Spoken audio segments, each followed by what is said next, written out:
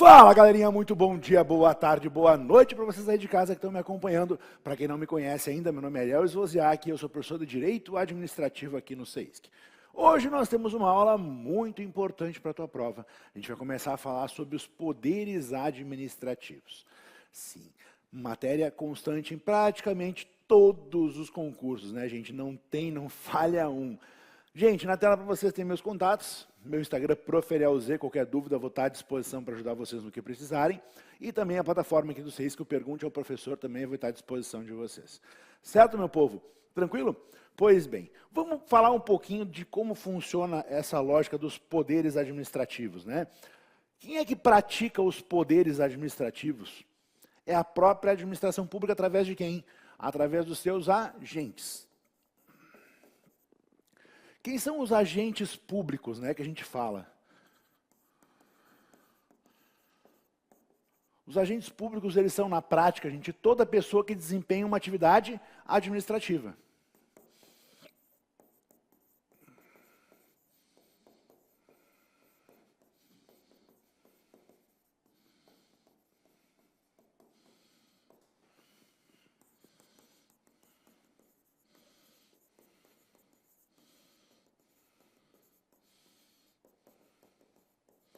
Tá? Toda pessoa na prática desempenha uma atividade administrativa, seja temporária ou não, com ou sem remuneração, certo? É a expressão mais ampla que a gente usa, de uma forma genérica, aqueles sujeitos que exercem o que a gente chama de funções públicas. Então, quem quer que desempenhe funções estatais é um agente público enquanto exercita elas. A gente tem aquela divisão lá de agentes políticos, agentes administrativos, particulares de colaboração e agentes militares. Mas aqui todos eles representam a administração pública. Então, o Estado age através dos seus agentes, né? Através dos seus agentes públicos são conferidas, então, prerrogativas. Então, com prerrogativas. O que são essas prerrogativas, gente? Elas são meios para se alcançar uma finalidade específica. Então, nós particulares, como tais, a gente vai negociar um com o outro, a gente vai tratar um com o outro de forma igual, basicamente. A administração pública não. Por quê? Graças ao princípio da supremacia do interesse público, ela precisa ter vantagens, porque ela representa a coletividade. Ela representa, então, a maior parte do nosso famoso interesse público. Certo? Então, a satisfação de interesses públicos, ela decorre dessas prerrogativas que a gente tem. E a gente utiliza. São o que, então, essas prerrogativas, gente? São vantagens. Tá? As prerrogativas são vantagens que a administração tem, que são chamadas de poderes administrativos. Então, essas prerrogativas nada mais são do que vantagens que a gente chama de poderes administrativos.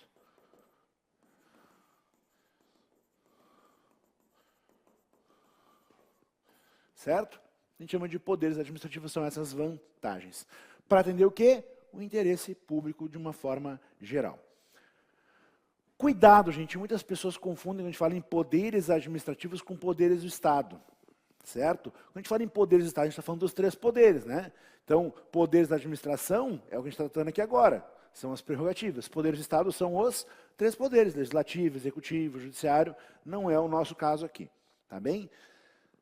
O importante é entender que, tá, beleza, são prerrogativas, são vantagens que a administração usa para ter vantagem sobre quem? Sobre os particulares, certo? Nessas tratativas, ou enfim, qualquer relação que ela vai ter.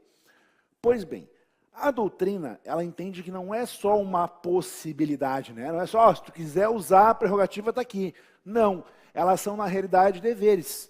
Então, elas se convertem em verdadeiros deveres, por quê? Porque o Estado ou a gente que vai praticar o ato não pode abrir mão desses poderes enquanto isso, certo? Então o poder é uma faculdade de quem detém na esfera privada, mas no ambiente público não. Na esfera pública é um dever do administrador para com os administrados se valer dessas prerrogativas, desses poderes. Tá? Então a gente chama de poder dever de agir, o nome disso, certo? O Eli Lopes, ele traz um conceito importante, mas que ele fala o seguinte: se para o particular o poder de agir é uma faculdade, para o administrador público é uma obrigação de atuar, desde que se apresente o ensejo de exercitá-lo em benefício da comunidade. É o que o direito público ajunta ao poder de administrador o dever de administrar. Então ele traz consigo esse poder-dever de administrar. Beleza? Show. Então, a gente fala de poderes administrativos.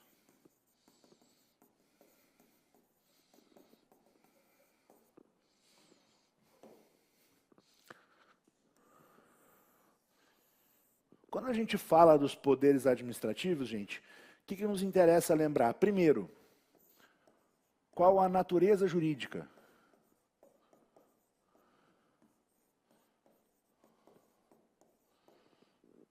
Qual a natureza jurídica desses poderes? Natureza jurídica de poder-dever. Nós acabamos de ver, né? Esse poder-dever, gente, ele se desdobra. Quais são esses principais deveres, né?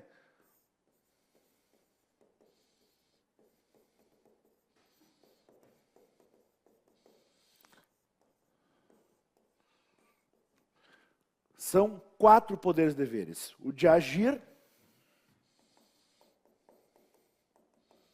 de probidade. Tá? Então, poder-dever de agir, obrigação de fazer, de probidade, de atuar com moral, com os bons costumes, evitar atos de improbidade, prestar contas e eficiência. Prestar contas está ligado à publicidade, moralidade também, e eficiência, né? O de eficiência. Certo? Então, esses são os principais deveres que nós temos da administração pública. Certo? Dentro dessa configuração de poder, eu tenho violações de poder também, que a gente chama de abuso de poder.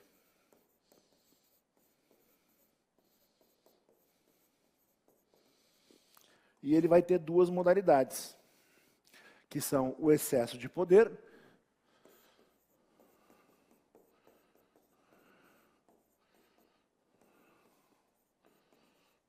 e o desvio de finalidade.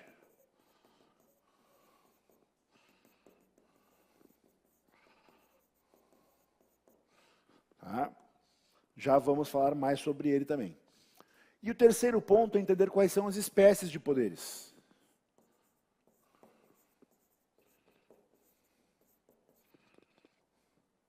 Quais são, então, as espécies de poderes? São 6 poderes no total.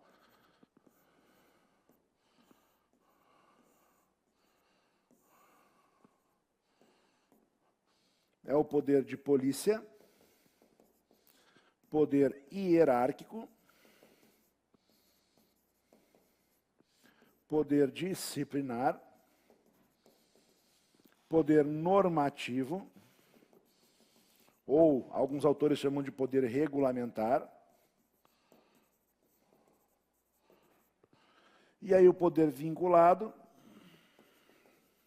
e o poder discricionário. Tá? Então, a nossa base inicial é isso aqui. Tá bem, gente? Dos poderes, entender a natureza jurídica de poder-dever, porque além de ser prerrogativas, eles são, então, na prática, o quê? Deveres de utilizar essas prerrogativas. Ele não pode simplesmente abrir mão dessa circunstância. Tá bem? Pois bem, vamos esmiuçar, então, o que a gente falou sobre abuso de poder.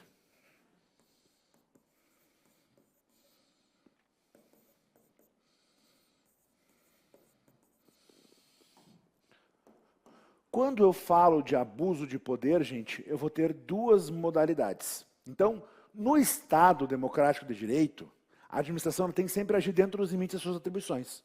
É por isso que eu tenho os elementos da prática dos atos administrativos, né? O confin formob, aquele competência, finalidade, forma, motivo e objeto. São os elementos, os requisitos do ato administrativo para a prática dele.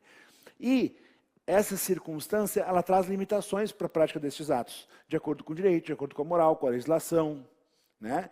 Se o administrador ele extrapola esses limites, vai além das competências, por exemplo, ele está incorrendo em abuso de poder. Ele pode se manifestar de 2 formas, portanto, que é o que nós colocamos aí antes. O excesso de poder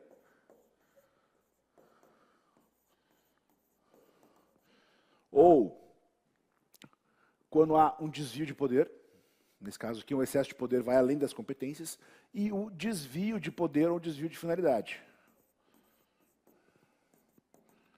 Alguns autores falam em desvio de poder, mas é desvio de finalidade. Tá? Pois bem, o excesso de poder, eu tenho uma violação na competência. Então, eu vou além da competência. Aqui, o vício está no elemento competência.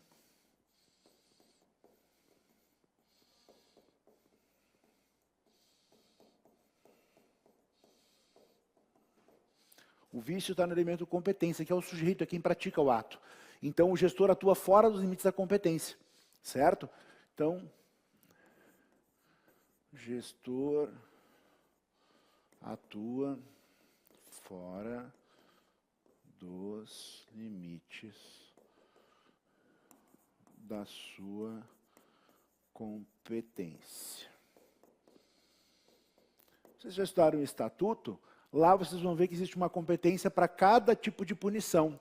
Então, alguns gestores podem aplicar até a suspensão de 30 dias, alguns podem aplicar a suspensão até 90, alguns podem aplicar a demissão. Imagina que um gestor que não poderia aplicar a pena de demissão vai lá e aplica. Existe uma nulidade por excesso de poder aqui. Tá? Então, esse é o caso de excesso de poder. E o desvio de poder ou desvio de finalidade, gente? Eu tenho um vício aonde?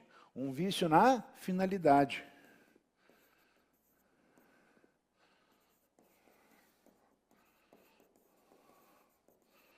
O que é a finalidade? Ela é o segundo elemento do ato administrativo. Ela mostra o resultado que eu quero alcançar com a prática daquele ato. E o resultado sempre tem que ser o quê? Interesse público. Então, se eu vou fazer uma desapropriação, por exemplo, essa desapropriação tem que ser destinada para um fim público, para construir um hospital, para construir alguma coisa pública útil. Tá? Então, a lógica é essa. Aqui, o gestor exerce suas competências, mas para alcançar uma finalidade diferente da definida em lei. Então, gestor pratica o ato com finalidade diversa da prevista em lei.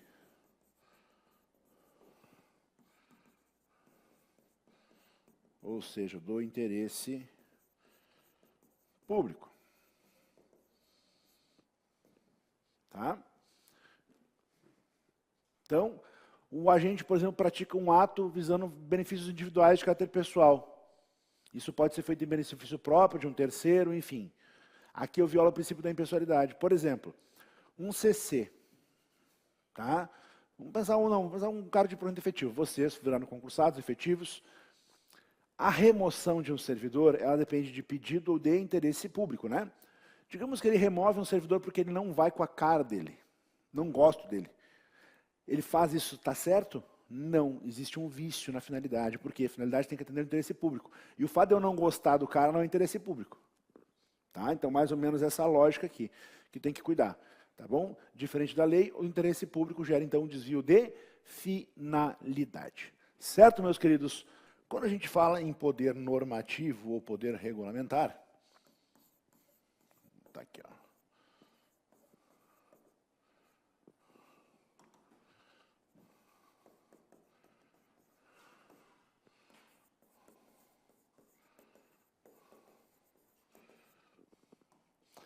A gente está falando de um primeiro poder super relevante para o conteúdo de vocês. Por quê? Ele é um poder conferido aos chefes do poder executivo. Tá? Então, ele é conferido aos chefes do executivo.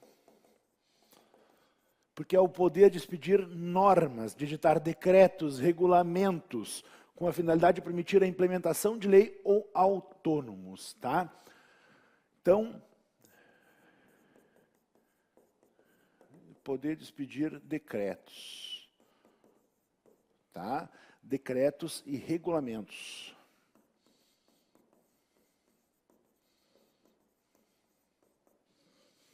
Certo? Enquanto as leis são criadas no âmbito do poder legislativo, certo? A administração pública, ela tem essa premissa de decretos e regulamentos para o poder executivo, para complementar o conteúdo das leis. Então vejam como regra ele não vai inovar. Claro, tem os decretos autônomos, mas a regra é não inovar, e sim regulamentar o funcionamento da lei, certo? Então ela não pode contrariar, restringir a lei, por exemplo. Ela é infraconstitucional aqui nesse sentido, infralegal nesse sentido, certo? Então incumbe para a administração pública fazer essa implementação das leis, ok? Tranquilo? Inclusive, ele traz o conceito que é o ato administrativo geral e normativo expedido privativamente pelo chefe do executivo por meio de decreto, visando explicar de modo e forma de execução da lei, que é o regulamento de execução, ou prover situações não disciplinadas em lei. Então vejam que o decreto decorrente do poder normativo regulamentar, ele não vai trazer nada contra a lei, ou ele vai regulamentar como aplicar a lei, sem contrariar, sem restringir nada nesse sentido, ou ele vai trazer alguma coisa que não é regulada por lei. Tá? É um poder inerente, então, ao chefe do Poder Executivo, em razão disso, ele é indelegável. Ele é indelegável.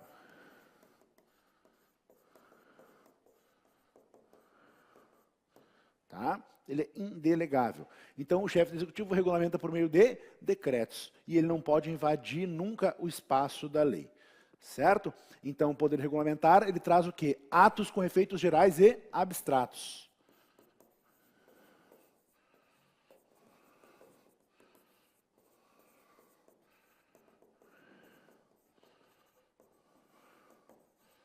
Tá? Atos com efeitos gerais e abstratos. Função normativa do poder executivo. Tá? Normas, como regra, complementares. Ok? Como que funciona o controle do poder normativo?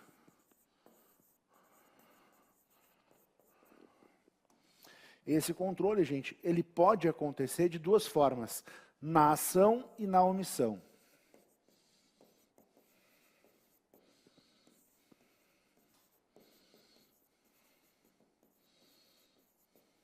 Tá? Na ação e na omissão. Na ação ele pode acontecer pelo Congresso ou pelo STF.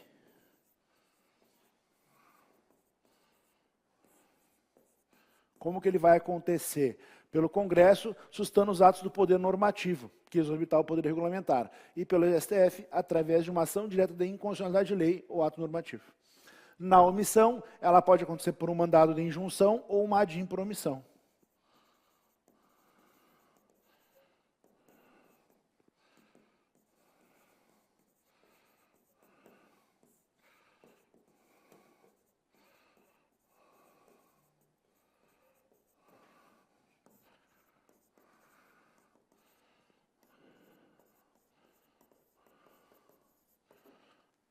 Tá? Então, essa é a forma de controle.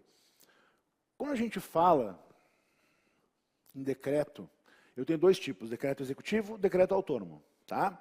Decreto executivo, base 84.4 da Constituição Federal e o autônomo 84.6 da Constituição Federal. Vejam que o decreto executivo ele serve para fiel execução da lei. Ele não inova, tá? Ele só regulamenta para tornar a lei execuível. Então a lei diz que vai acontecer tal coisa, ele diz como que vai acontecer isso na prática. Enquanto que o decreto autônomo, ele é autônomo. Tá? Ele não vai regulamentar a lei, ele vai tratar de assuntos não regidos pela lei.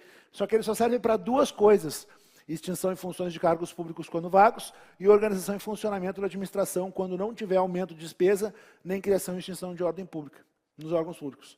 Então, executivo não inova, decreto autônomo inova, produz efeitos concretos. Decreto executivo privativo do chefe do executivo não delega, é indelegável, tá?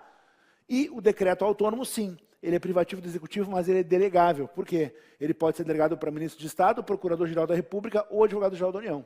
Então, PGR, AGU ou ministro de Estado podem também fazer essa função de decretos autônomos.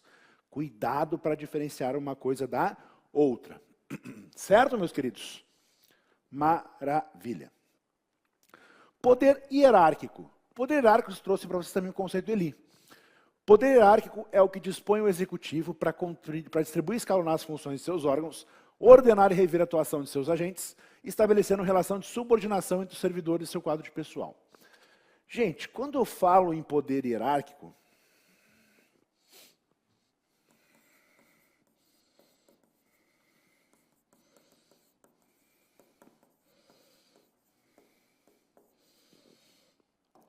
Eu estou falando no poder que dá para a administração a premissa de escalonar.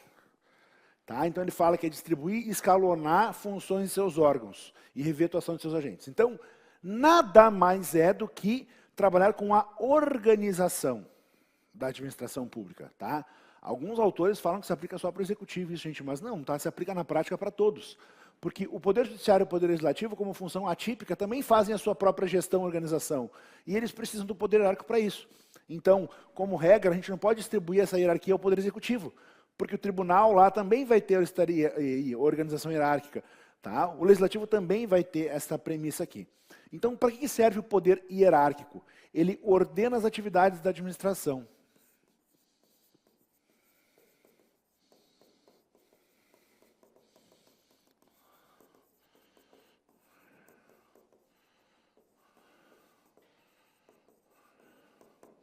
Ordenação de administração. Como? Quando ele reparte e escalona funções. Então, ele reparte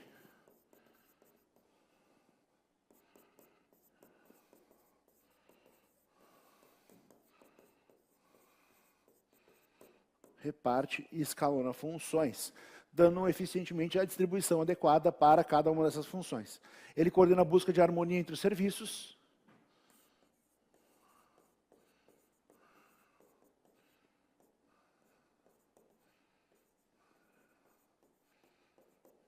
Tá? Busca de harmonia entre os serviços, controla e faz cumprir as leis e corrige erros administrativos inferiores. Certo? Então, é o poder que a administração tem para organizar e distribuir funções.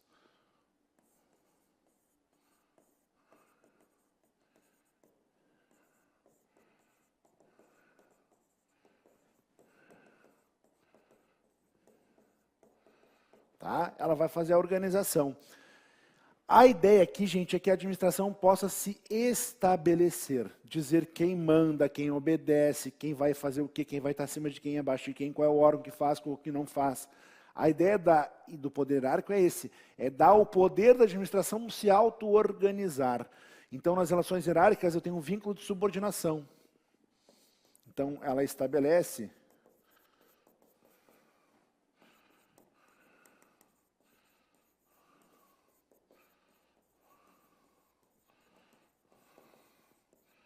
vínculo de subordinação, certo? Desse poder hierárquico, gente, decorrem certas faculdades para os superiores, como dar ordem, fiscalizar, delegar, avocar atribuições e rever atos. A delegação, a avocação, rever atos, fiscalizar, decorre do poder hierárquico, porque só quem vai fazer isso é quem tem escalonamento, né? Essa é a nossa lógica. Então, também decorre daqui a delegação e a avocação. Tá? Vou botar aqui também a fiscalização.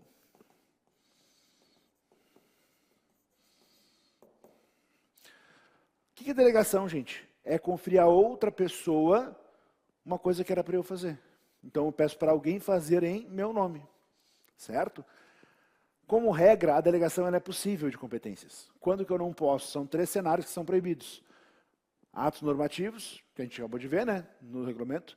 Atos normativos não pode, decisões de recursos administrativos e competência exclusiva. Fora essas 3 delegações são tranquilas aqui. E avocar é o movimento reverso, é trazer para si as competências de outro. Né? Então, eu posso trazer uma competência de um subordinado meu para que eu fazer. É como eu pego dele e digo assim, ó, deixa que eu resolvo isso aqui. Isso eu posso fazer para quem? Para quem é meu subordinado, não para qualquer um. Tá bem? Avocar, então, é trazer para si essas funções de um subordinado. Ok? Então, a avocação, anota só isso, ó, depende de subordinação. E a delegação, não. Não depende exclusivamente de subordinação.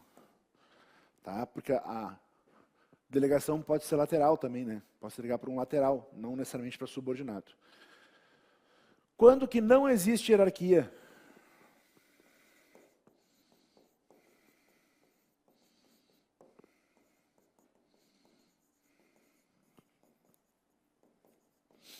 Isso aqui já foi objeto de prova, gente. Quais são os cenários em que eu não tenho hierarquia? Entes federativos diferentes, de um estado para outro, por exemplo.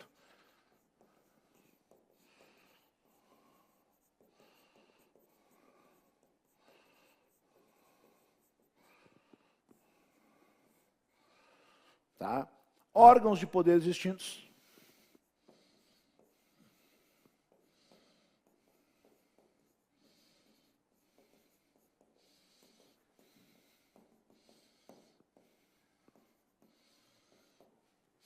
E terceiro, administração direta com a indireta.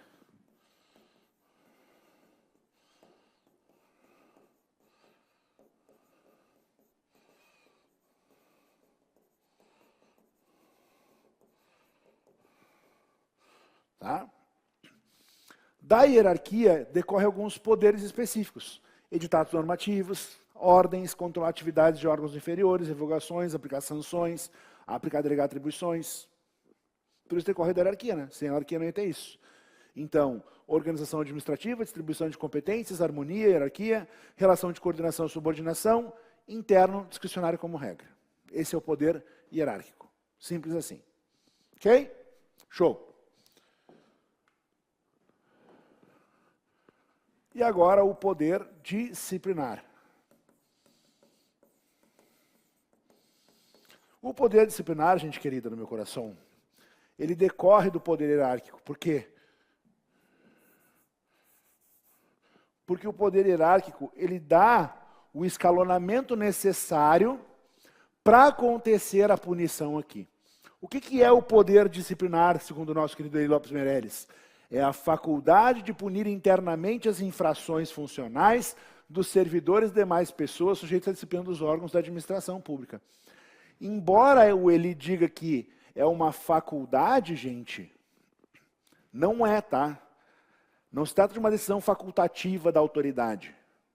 É uma possibilidade de acontecer, mas não da autoridade escolher se quer ou não. Então, ela é um dever. Se a autoridade encontra um problema, uma irregularidade, ela tem o dever de apurar e punir, certo? Então, apesar do Eli tratar isso aqui como uma faculdade, não é, tá? Atentem quanto a isso. Então, ele é exercido pela administração pública,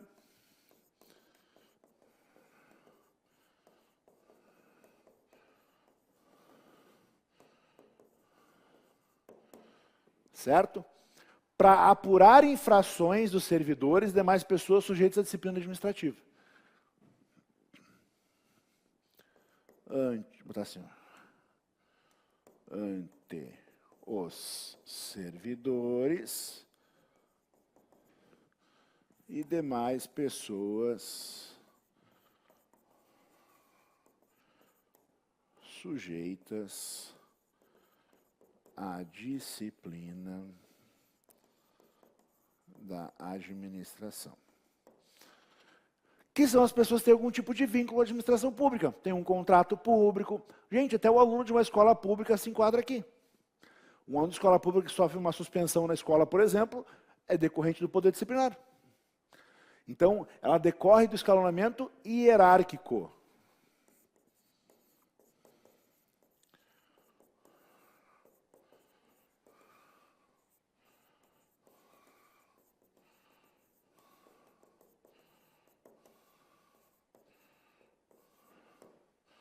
Certo? Pois bem, o que compreende isso, gente? O poder de fiscalizar e punir.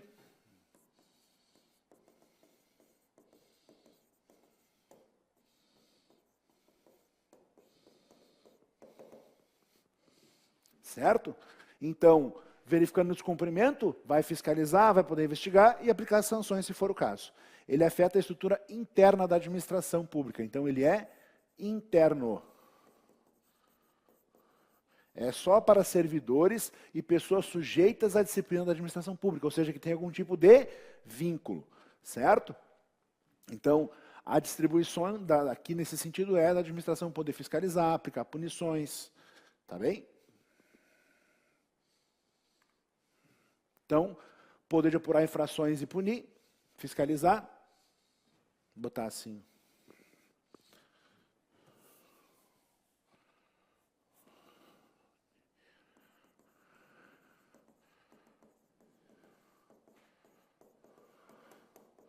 melhor de lembrar depois. Tá? Vínculo tem que ser específico. Esse vínculo que eu falo, ó, de pessoas sujeitas à disciplina da administração pública, é o que a gente chama de vínculo específico.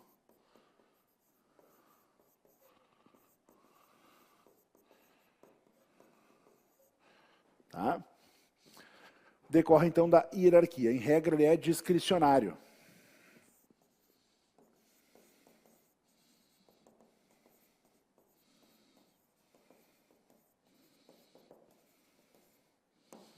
Tá? Em regra, discricionário. E exige o devido processo legal.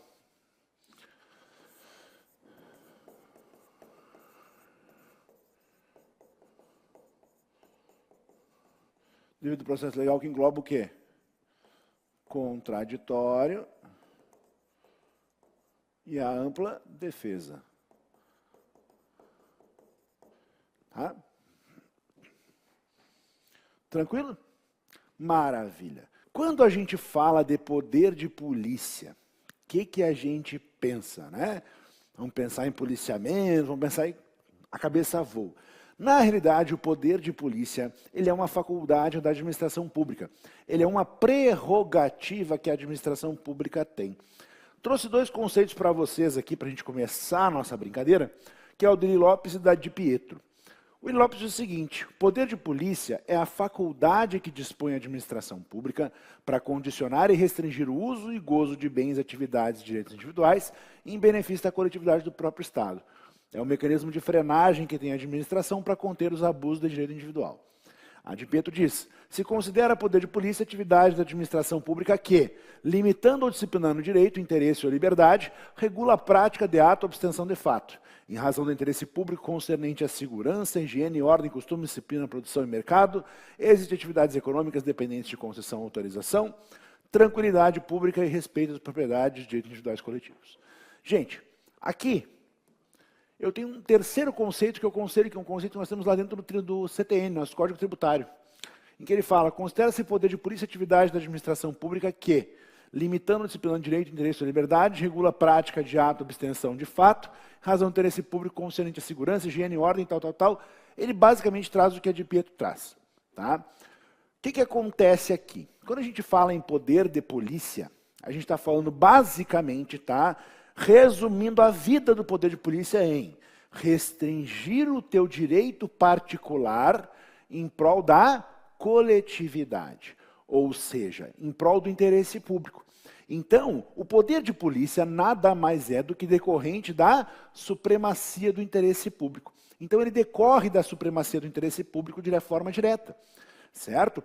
Basicamente, eu posso dividir de uma forma bem fria e calculista o poder de polícia em poder de polícia administrativo e poder de polícia judiciário. Quando a gente fala, vamos lá.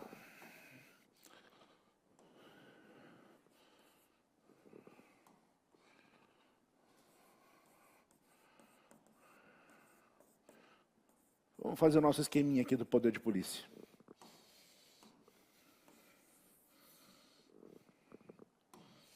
Quando eu falo de poder de polícia, gente,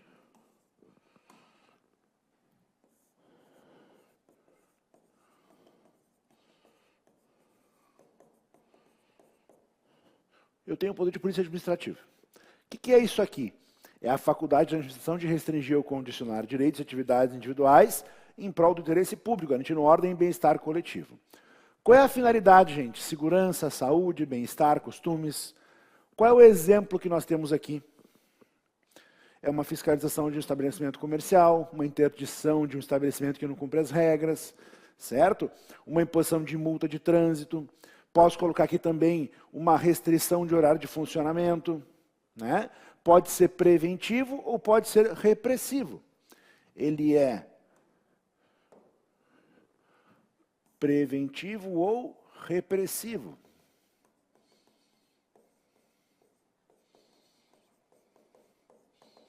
Mas ele é muito mais preventivo, certo? Pois bem, tem caráter também de fiscalização. A administração ela pode atuar de forma normativa, né, direta, ou então concreta, aplicando em casos específicos. Tem limitação o poder de polícia administrativo, gente? ele está sujeito ao princípio da legalidade, como qualquer ato administrativo em si, certo? E ele está sujeito ao controle do judiciário em termos de legalidade também. Então, aqui quem faz são os órgãos administrativos.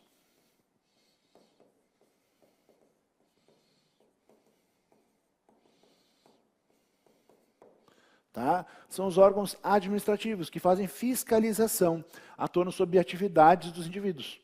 Certo? Então, em regra, ele é preventivo, mas também pode ser repressivo. Ela é regida por direito administrativo, essa aqui.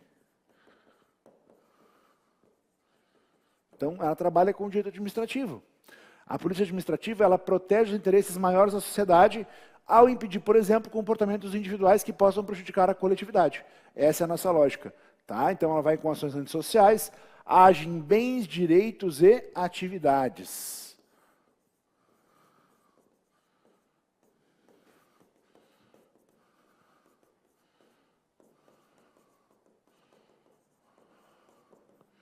Tá? Bens, direitos e atividades. Ok? Aí a gente vai para o poder de polícia judiciário.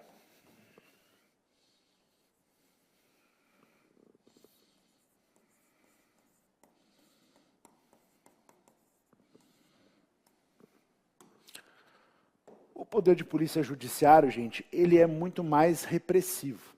Ele atua na apuração e repressão de crimes.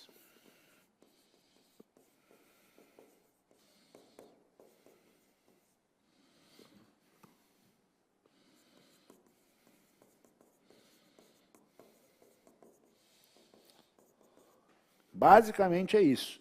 O objetivo é responsabilizar quem cometeu ilícitos nessa linha. Então, a diferença é que, enquanto a polícia administrativa atua em bens, direitos e atividades, a polícia judiciária atua sobre as pessoas. Então, atua nas pessoas. Ela é regida pelo direito penal. Tá? Regida pelo direito penal. Certo? Então, natureza predominantemente repressiva.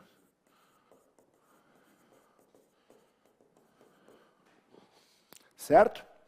E ela é executada por quem? Pelos órgãos de segurança.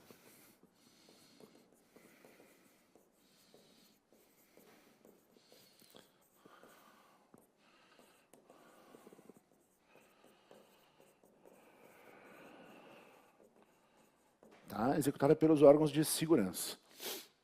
Certo? Incide sobre as pessoas, portanto. A gente ainda tem, gente, na doutrina, alguns falam de atuação do poder de polícia, claro, na esfera administrativa é o executivo, mas eu vou ter no legislativo e no executivo também. Eu vou ter uma atuação no legislativo, no executivo. Qual a diferença? O legislativo vai ter normas restritivas, então, restrições legais. Restrições feitas por lei.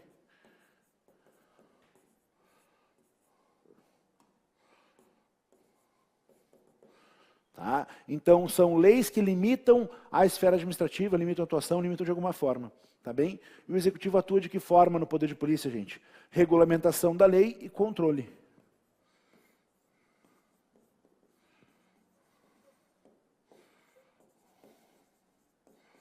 Tá? Atua com controle de aplicação da lei, preventivamente e repressivamente aqui. Certo? Pois bem, quando a gente fala de poder de polícia, eu preciso lembrar ainda da competência.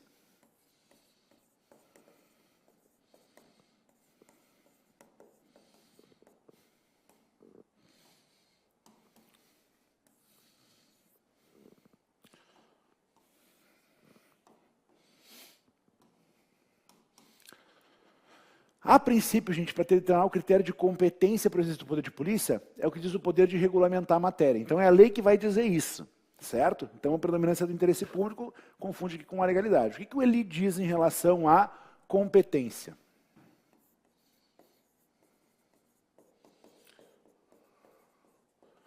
Diz o seguinte: os assuntos de interesse nacional, regulamentação e policiamento da União. Matérias de interesse regional, normas de polícia estadual e assuntos de interesse local, regulamentos edilícios ao policiamento administrativo municipal. Vejam, ele separa a competência por ente aqui, tá bem? Outro ponto que é importante a gente entender são os atributos. Tá? Então, competência, vamos colocar aqui, ó, por esfera.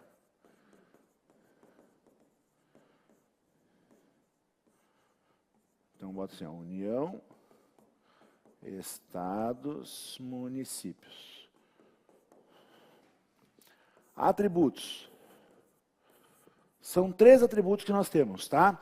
Discricionariedade, autoexecutoriedade e coercibilidade.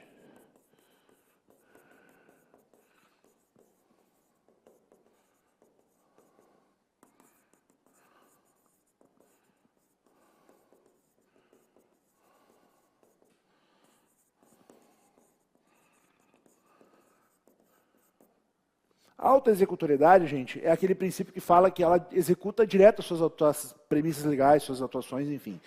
Então ela não precisa de uma intervenção do judiciário. Então, o poder de polícia, ele permite à prefeitura, por exemplo, interditar um restaurante que não cumpre as normas de higiene e segurança. Quando ele faz isso, ele precisa de uma autorização judicial para isso? Não. Vai lá e interdita porque descumpriu a licença. Ponto. Isso é autoexecutoriedade. Quer dizer que não está sujeito a um controle judicial? Claro que não, tá? Mas eu presumo que é verdadeiro, então ele vai lá e executa de forma direta, sem precisar de autorização. A discricionariedade, gente, ela é a escolha por oportunidade de conveniência. Então eu tenho uma margem de escolha para a administração entender qual é o momento de agir e como agir. Certo? E a coercibilidade, ela nada mais é do que a imposição daquelas medidas. Então não me interessa se eu concordo ou não, né? A mesma imperatividade e a coercibilidade. Eu vou coagir as pessoas a executar o que eu quero que elas façam. Essa é a nossa lógica. Tá bem? Maravilha? Show. Sanções.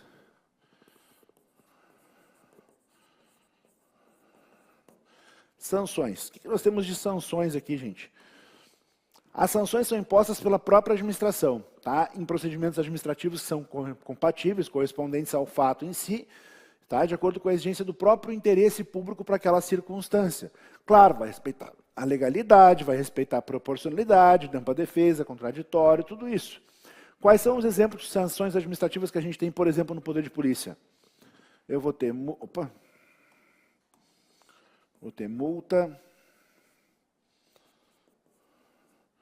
interdição, o que mais? Demolição,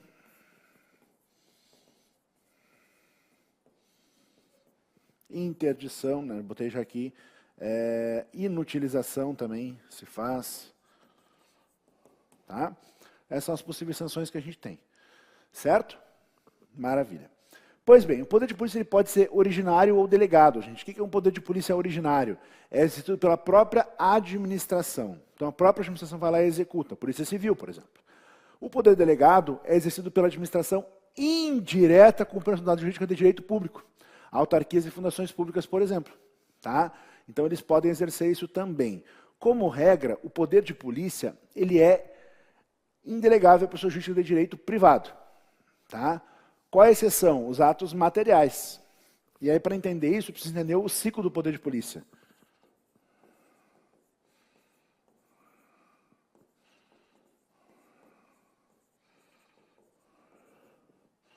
O ciclo do poder de polícia, gente, é o famoso NOCOFISA.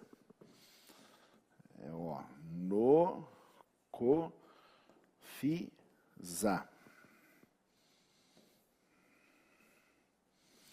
Aí tu vai lembrar que, como regra, indelegável para privado. Tá? O que é o NOCOFISA, gente? O no de normatizar,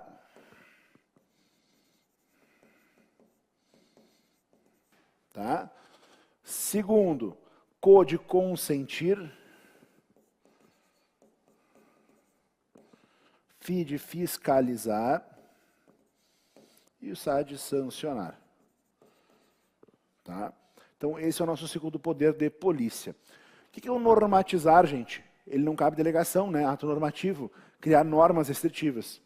Consentir, alvará, licença, pode delegar? Pode. Fiscalizar, cabe delegação? Sim. A gente tem aqui em Porto Alegre, por exemplo, a EPTC, que fiscaliza o trânsito, as empresas de trânsito que fiscalizam, né? e sancionar, que como regra não cabe delegação.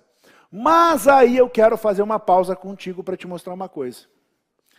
O STF, na tese de repercussão geral em 2020, em outubro, no meio da pandemia, trouxe a seguinte informação.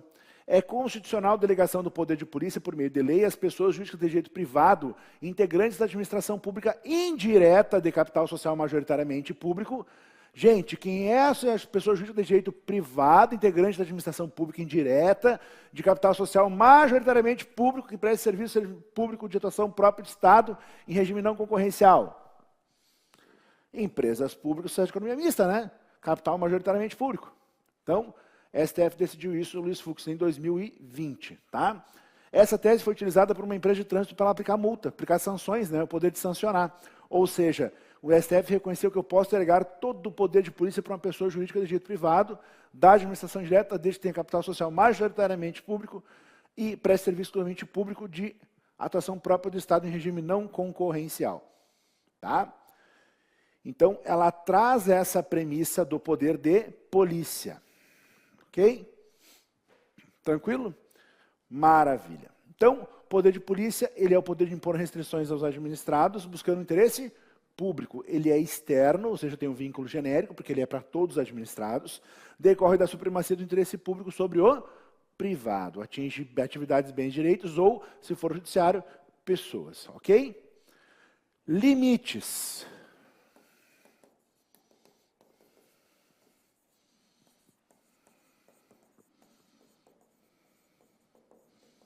Quais são os limites do poder de polícia, gente?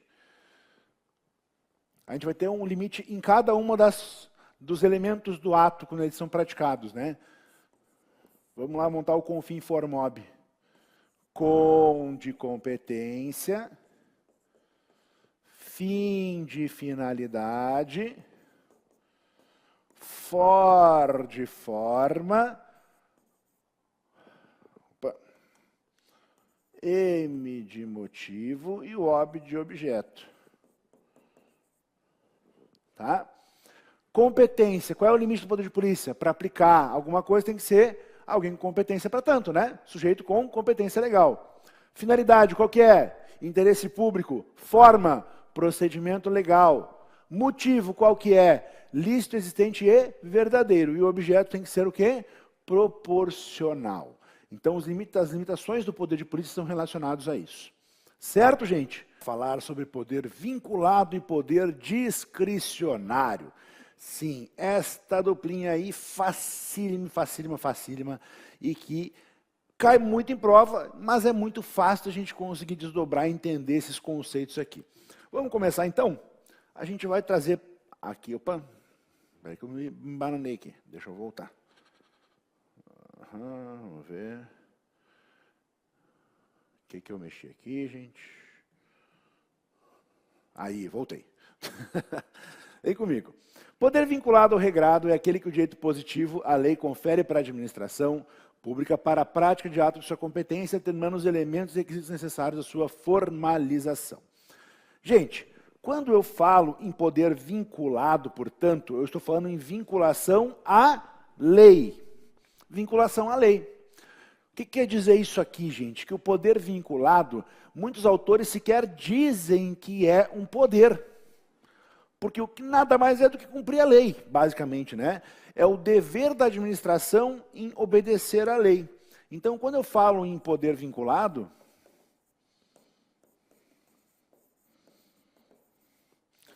eu estou dizendo o que, basicamente? Que é o dever da administração em obedecer à lei.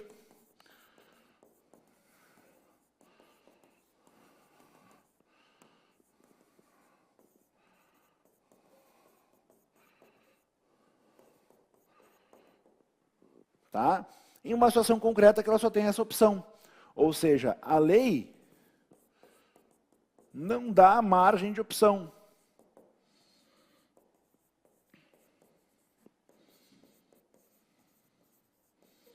Não dá margem de opção. Certo? A administração fica inteiramente presa ao enunciado da lei. A lei diz, você deve fazer A, ponto. Tu tem que ir lá e fazer A e acabou. O administrador não vai ter margem de escolha aqui, né? Só tem um único comportamento possível.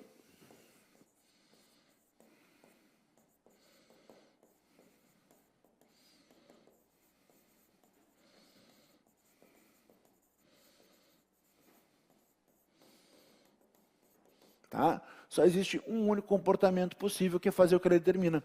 Então, o administrador não tem nenhuma liberdade de atuação. Então, por isso alguns autores falam que sequer se pode dizer que é um poder, né? É uma prerrogativa. Na realidade, a prerrogativa é por quê? Porque ele não tem trabalho, é só seguir a lei, basicamente é isso, né? Então, é uma pré-determinação dos elementos e requisitos necessários para a sua formalização. Dá para dizer isso, né? É uma pré-determinação pela lei do que exatamente, gente? Para a prática do ato em relação aos elementos e requisitos necessários.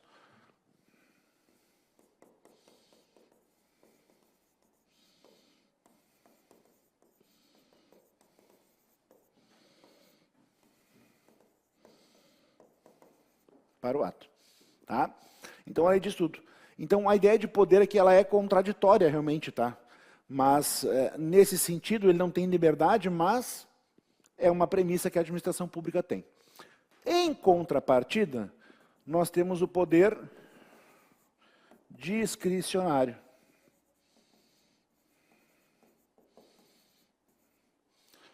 O poder discricionário, gente, deixa eu separar aqui para a gente ficar bonitinho, ó. Ele é exatamente o contrário. Ele vai me dar margem de escolha. Então, ele dá uma certa margem de liberdade ao administrador.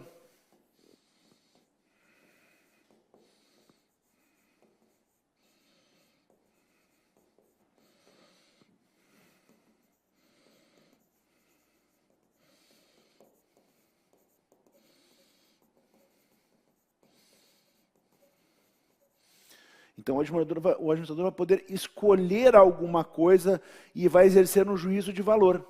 Então, o administrador,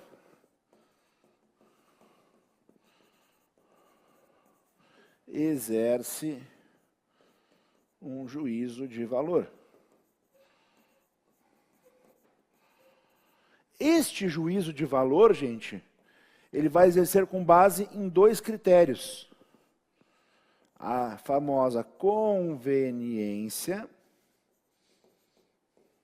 e a oportunidade. Tá? Conveniência e oportunidade. Então, o administrador, no caso concreto, o que ele vai fazer? Ele vai avaliar a situação de como agir.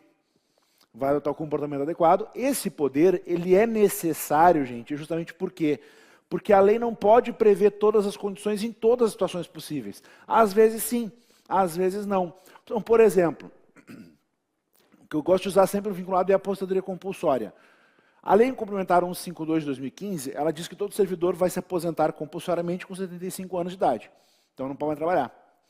O administrador que recebe esse pedido, ele tem margem de escolha? Não. Ele tem que cumprir a lei. Então, só tem um único comportamento possível, que é aposentar aquele servidor. Então, o comportamento dele é vinculado, o ato é vinculado, exercendo o poder vinculado aqui. No discricionário, não. Ele tem margem de análise e comportamento para verificar a conveniência e oportunidade. Então, embora esteja também adstrito à lei, por obviedade, ele vai trazer uma maior liberdade de atuação ao administrador, que vai poder tomar uma conduta ou outra, dependendo do cenário, às vezes mais de 2 ou 3. Então, a lei vai facultar ao administrador essa margem de escolha entre algumas condutas possíveis. E ele vai considerar o quê? Sempre a conveniência e a oportunidade. Lembra que toda atividade administrativa, gente, ela encontra limites na legalidade. Então, mesmo essas margens de escolha tem que ter previsão legal. Tá? Senão o ato vai ser, obviamente, ilegal.